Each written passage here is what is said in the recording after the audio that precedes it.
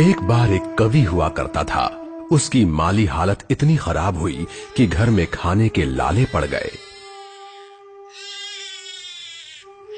इसी कारण उसने महल में जाकर राजा से मदद मांगने का फैसला किया।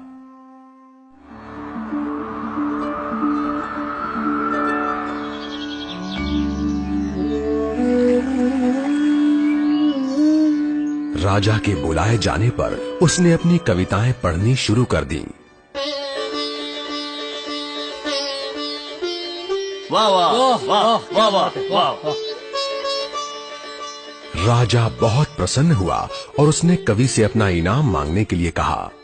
कवि ने मोहरों से सजे शतरंज की ओर इशारा करते हुए कहा, महाराज, अगर आप पहले खाने में चावल का एक दाना रखें और हर खाने के लिए उसे दुगना करते जाएं, तो मैं समझूंगा मुझे मेरा इनाम मिल गया। बस इतना ही? राजा ने पूछा। सिर्फ चावल का एक दाना और सोना नहीं? जी हाँ महाराज। तो फिर ऐसा ही हो। दरबारियों ने चावल के दाने रखने शुरू कर दिए। पहले खाने में 1, दूसरे में 2, तीसरे में 4, चौथे में 8। इस तरह वो रखते गए। जब 10वें खाने में चावल रखने की बारी आई तो उन्हें चावल के 512 दाने रखने पड़े। 20वें खाने तक संख्या बढ़कर 5,24,288 हो गई।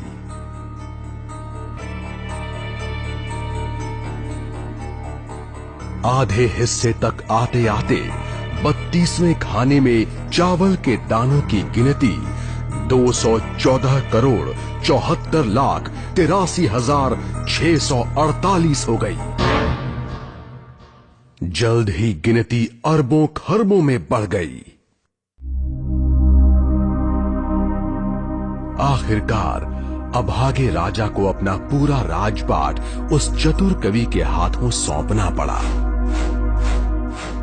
और इसकी शुरुआत चावल के सिर्फ एक दाने से हुई थी। कहानी की सीख, चक्रवृद्धि की ताकत को कम नहीं आंकना चाहिए।